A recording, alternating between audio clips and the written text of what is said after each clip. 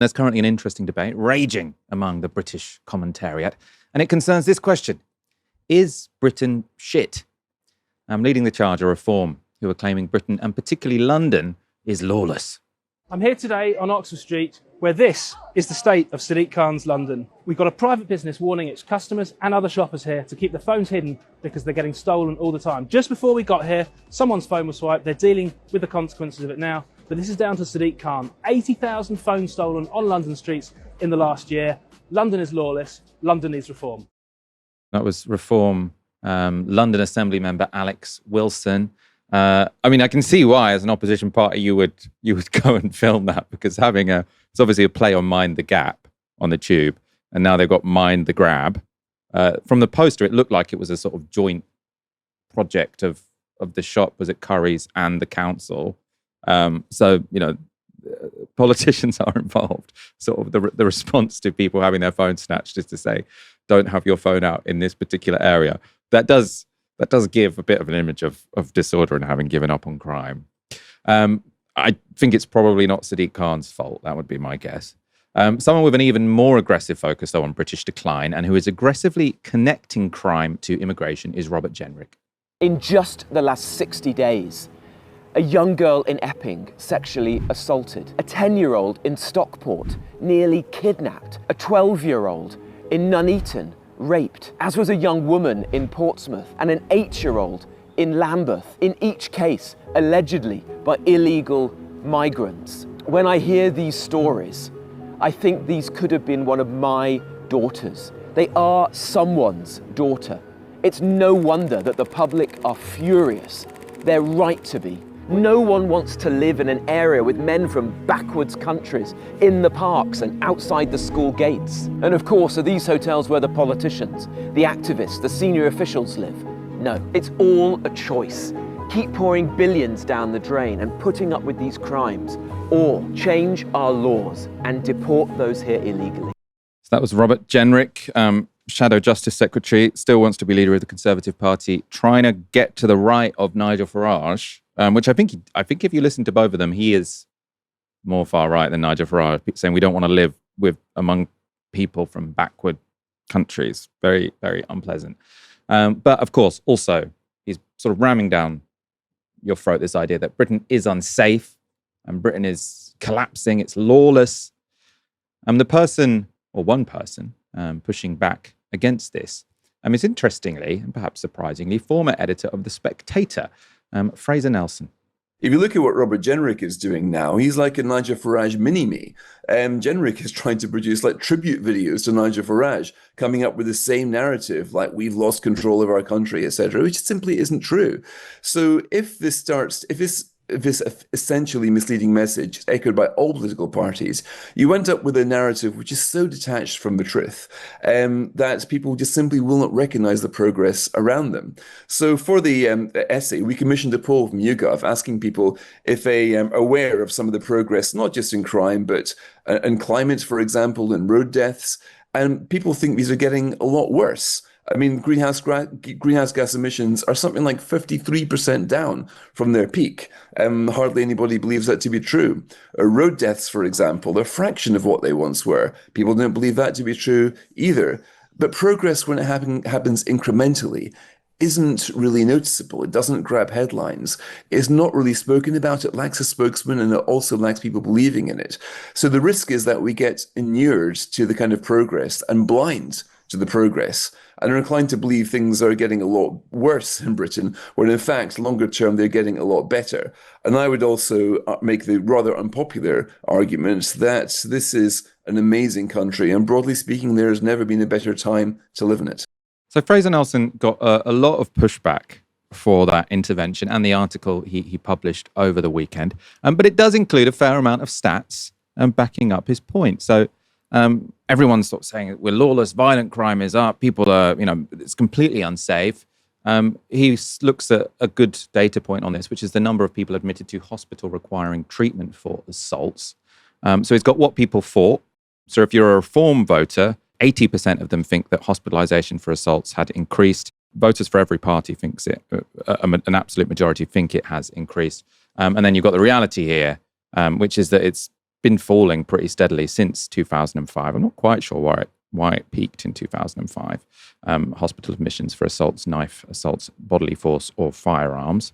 And of course, you could say 20,000 admissions is still too much, but it's not a sign of a society really sinking into lawlessness, let's say. On immigration and crime, he shared this. Now, as we talked about before, the statistics on this are sort of very bad on who does and doesn't commit crime or whatever. But he's got this data point, which is sort of on the face of it, I think, fairly persuasive, which is showing that surveyed crime has massively declined from 12 million crimes a year. This is according to the crime survey. So it doesn't depend on people. You can't say people were just reporting it less, because this is, you ask thousands of people, a representative sample, were you a victim of crime? And it's gone down from 12 million to 4 million over the past 20 years or so, while the immigrant population has, of course, been dramatically spiking. So the idea that we're becoming an immigrant nation and therefore we're full of crime doesn't really stack up according to that. Also important to say, it's not just right-wingers who are out of step with reality. So it's not just these idiot right-wingers who think everything's terrible when actually it's fine. They've been lied to. Because on greenhouse gas emissions, which he did mention, they're asked over the last 25 years, what do you think has happened to the amount of greenhouse gas emissions that Britain produces? So Green voters, 37% of them think it has increased. Only 25% think it has reduced. And it's actually on this one that Reform voters are more close to reality. So 14% of them think it's increased and 31% of them think it's reduced. So this is the reality. So as you can see, it spikes in the 50s, really. But since the 90s, it's really come down. It's half of what it was. Now, you could say, oh, that's because we're just importing from China. If you do sort of the trajectory of emissions, including embodied carbon in imports, I think our emissions have declined by a third instead of a half. So either way, they have declined a lot, however you define it. Ash, what do you think about this? I mean, I think in general, sort of like the nature of news media means that people get a more negative picture of reality than there actually is. I think social media has massively sort of put that on steroids, especially when it comes to things like crime, which are very visual and sort of have a tendency to go viral. What's your take on this? I did also see lots of criticism from the left against Fraser Nelson, sort of the idea he's being complacent. Where do you stand?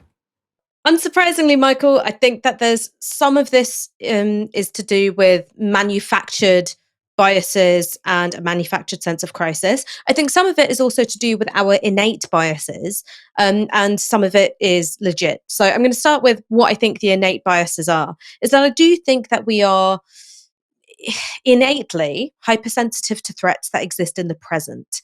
And unless you have a really, really, really strong memory of something being a certain way in the past, you're almost always going to be more attuned and more concerned about what's going on right now. And I'll give you an example of this. I was talking to my partner about the fact that around where I live in Tottenham, you can see quite a lot of people who have substance abuse problems. Some of those people are in clear need of help. And there is a very, very small minority who can behave in ways which are disruptive and even violent. A very good friend of mine was attacked just a couple of weeks ago by somebody who has got substance abuse problems. It was a completely random thing on the street.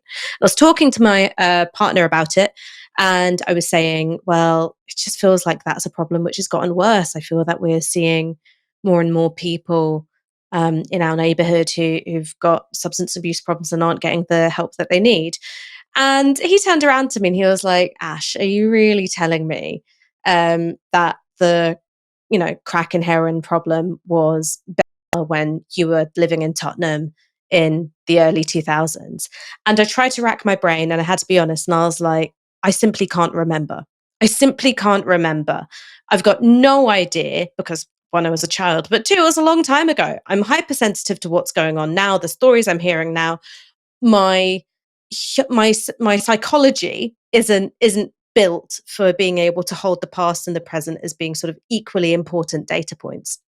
Of course, there's manufactured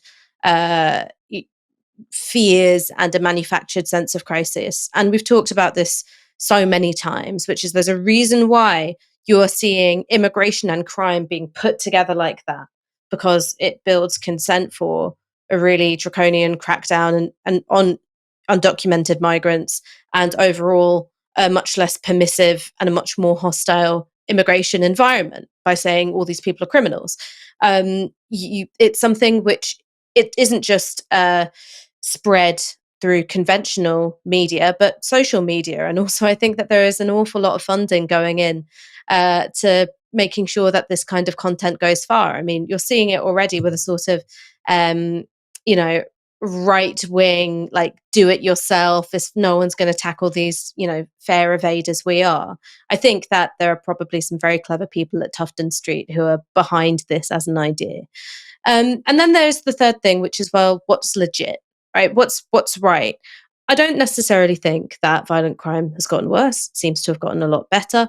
But there are huge delays and backlogs in the courts, particularly for sexual assault cases. There is an epidemic of phone snatching in London. We talked about this last week.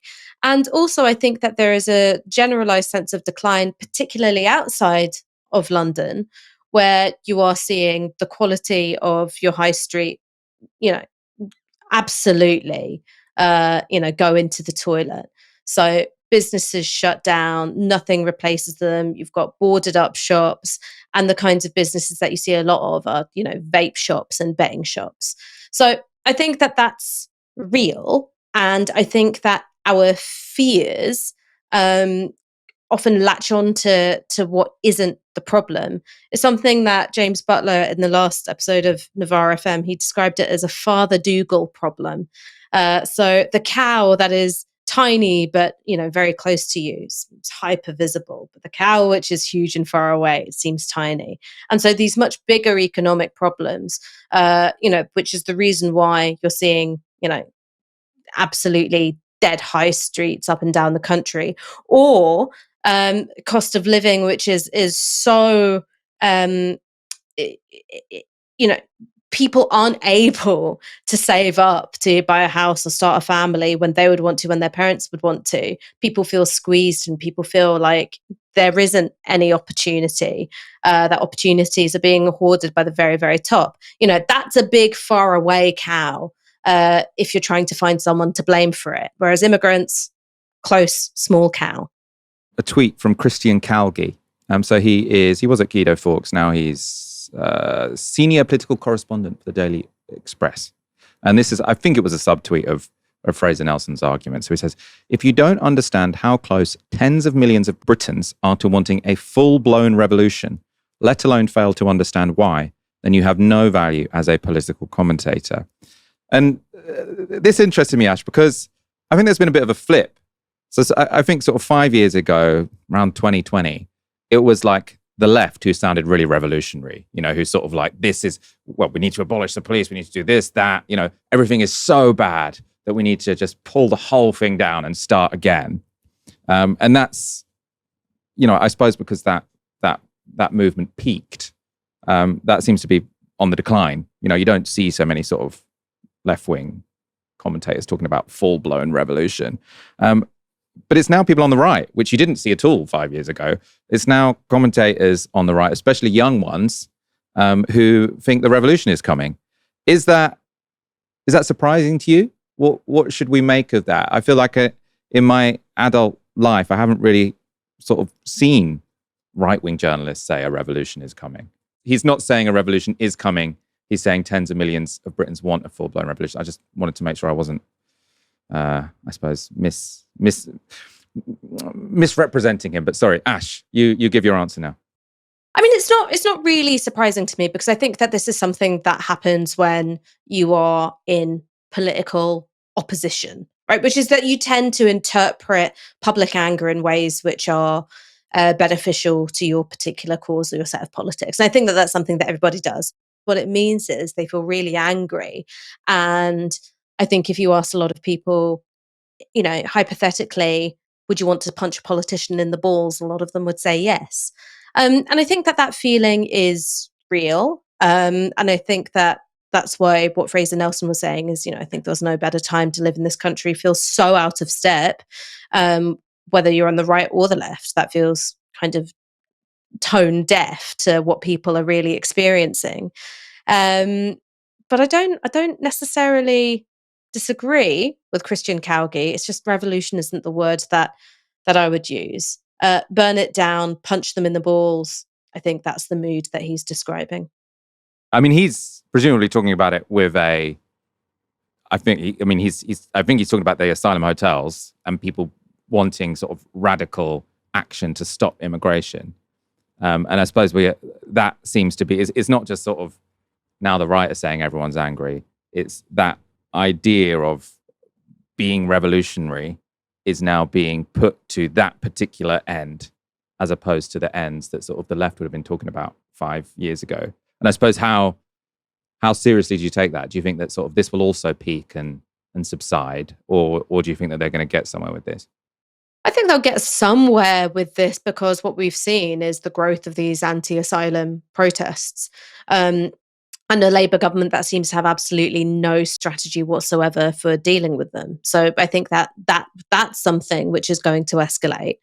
But again, it's the classic political error of interpreting everyone's anger through your own frame. I mean, more than 10 million people live in London. Amongst those 10 million people, there'll be varying attitudes towards immigration. But for the most part, the people who are coming into Canary Wharf or Epping don't live in London. They live in the ring around London. And I think that if you ask people in London what's making you really angry, immigration's going to be fairly low on the agenda, and it's going to be things like, safety on the street, the cost of housing, the cost of living, debt. These are going to be the things that people cite.